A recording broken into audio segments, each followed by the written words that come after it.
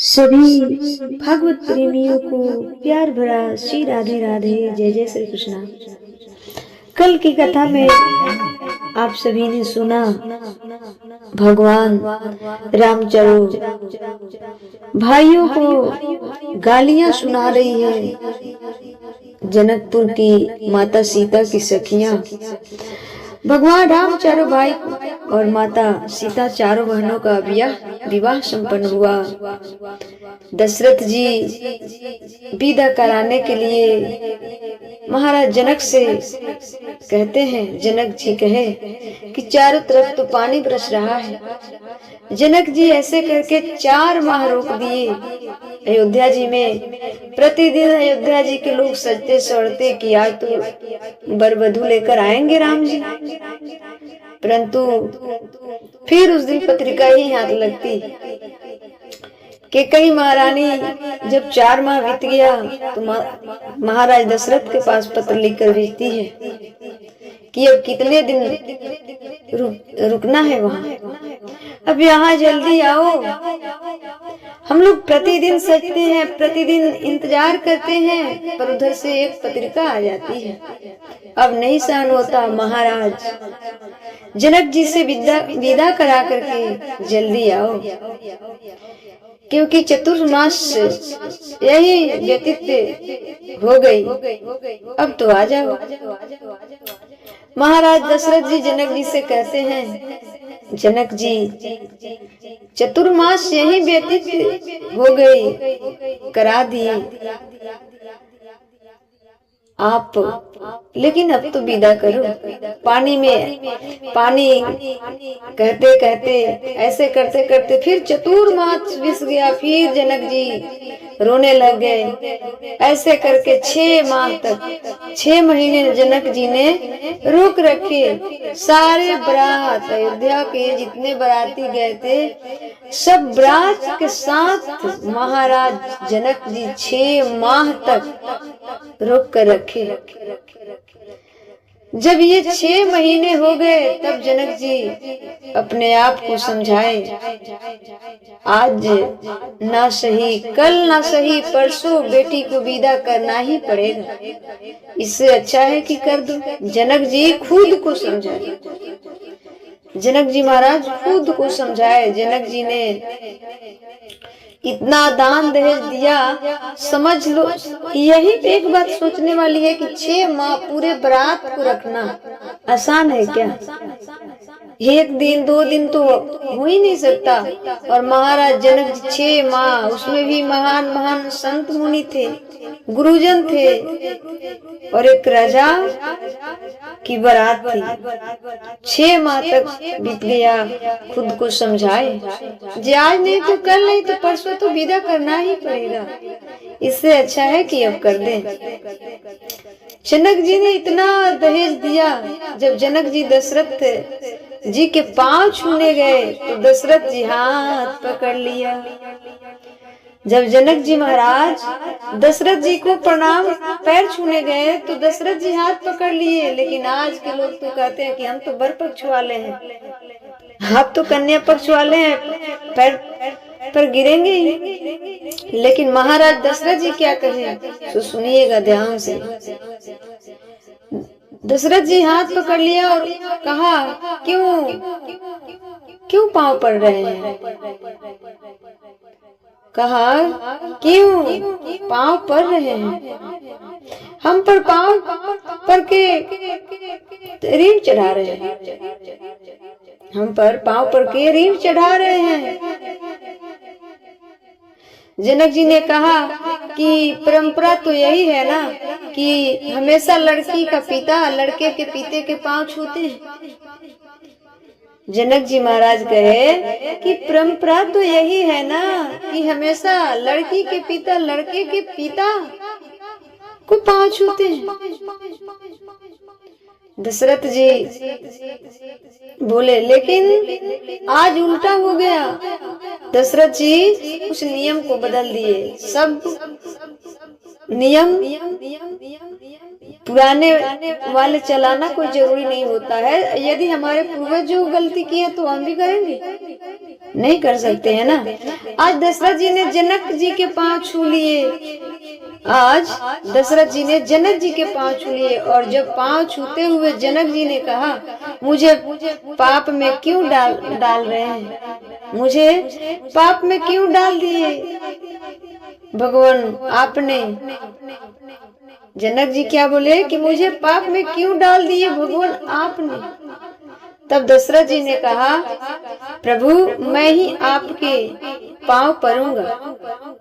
दशरथ जी कहे कि मैं ही आपके पांव परूंगा, क्योंकि बड़े आप हैं। क्यों बड़े हैं?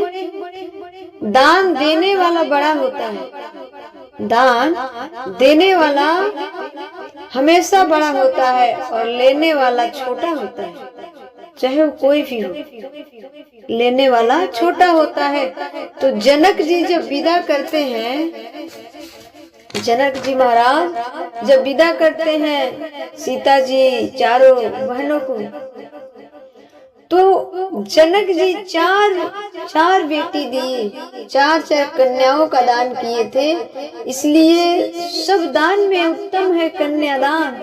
तो दान देने वाले बड़ा होते हैं, लेने वाले नहीं। लेकिन यहाँ तो होता है कि वर पक्ष वाले हैं, कन्या पक्ष वाले हैं, भर पक्ष वाले हो सही है, परंतु लक्ष्मी होती है स्त्रियां, और तो स्वयं जगदम्बा थी। तो देने वालों का आदर करना सीखिए। दशरथ जी यहाँ यही तो महत्व दे रहे हैं कि जो दान देता है वो बड़ा होता है, दान देने वालों का आदर कीजिए। बेटी के पिता का आदर होना चाहिए, क्योंकि उन्होंने बेटी का दान किया है। परंतु यहाँ उल्टा नियम चलता है।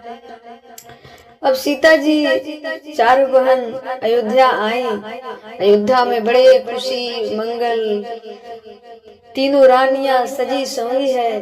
गोस्वामी तुलसीदास जी ने बाल कांड समाप्त करके अयोध्या कांड प्रारंभ कर दिया। गोस्वामी तुलसीदास जी बाल कांड को समाप्त करके अयोध्या कांड शुरू कर दिए। श्री गुरु चरण सरोज रज, निज मन मुकुर सुधारी, बड़े नहु रघुबर विमल जसु, जो दायक फल चारी। इस दो दोहे से प्रारंभ होता है। ऐसे गुरु को प्रणाम करते हैं जो गुरु चारों फलों को देने वाला है, धर्म अर्थ काम मोक्ष देने वाला है। अयोध्या कांड की पहली चौपाई, अयोध्या कांड की पहली चौपाई को जो नित्य पाठ करता है उसके घर कभी भी किसी प्रकार के कलह और शादी विवाह में बधाई नहीं होती है। परंतु इस दोहा का प्रतिदिन पाठ करने से, नित्य प्रति पाठ कर लेने से कौन सी भारी दोहा है, उसके घर कलह क्लेश झगड़ा नहीं होता है। इस चौपाई को सुनिएगा ध्यान से। जब तेरा बिहाई घर आए, नित्य नौ मंगल मोद बधाए, भुवन चरी दस भूधर भारी, सकृत में बरसई सुख बारी। इस चौपाई को नित्य पाठ करने से बड़े ही आनंद मिलता है और नित्य पाठ करना चाहिए। ऋषि सिद्धि संपत्ति नदी सुहाई, उमगी उमगी अवधु बुधु कैयाई, मणिगणपुर नर नारी सु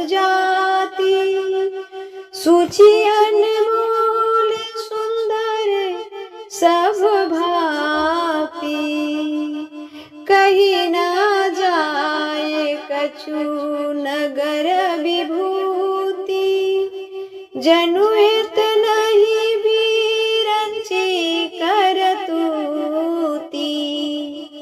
सब विधि सब पुर लोग सुखारी,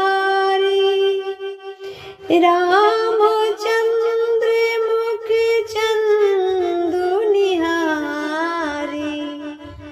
मुदित मतु सब सखिया सहेली, फलित बिलो की मनोरथ बेली। राम रूप गुण शीले सुगाऊ, प्रमुदित हुई देखी सुनि राम। जब तेरा ब्याही घर आए, नित्य नव मंगल मों दे बधाए। बड़े प्रसन्न है अयोध्यावासी, अयोध्या के जन जन प्रसन्न है, माताएं प्रसन्न है, बड़े सारे लोग प्रसन्न है। जिसके घर एक बहू आती है तो प्रसन्नता होती है, और महाराज दशरथ जी के घर चार चार बहुएं आई हैं तो प्रसन्नता तो चार गुनी ही है। जब राम सिया जी ब्याह करके घर आए, सारे अयोध्यावासी बड़े प्रसन्न थे, बड़े खुश थे। अब उनके मुंह दिखाई कौशल्या माँ ने, जब सिया को कौशल्या माँ घूंघट उठा करके देखा, कौशल्या माँ को ये अभिमान था कि मेरा राम तो सबसे सुंदर है, और चाहे कितना भी सुंदर कन्या मिलेगी तो 19 मिलेगी, मतलब उससे कम ही सुंदर मिलेगी, हमारा राम तो 20 है। ये कौशल्या माँ को अभिमान था।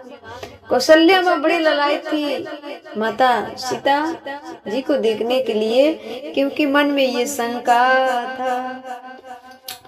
तो कौशल्या माँ ने माता सीता के घूंघट उठाकर देखा तो कौशल्या माँ तो बारी बारी गई। कौशल्या माँ बारी बारी गई, आहा इतनी सुंदर, ये मेरे राम से 21 है, हमें तो उम्मीद था 19 मिलेगी, पर ये तो 21 है। माँ कौशल्या नजर उतारी, चुनती है माँ सीता को, बड़े प्यार कर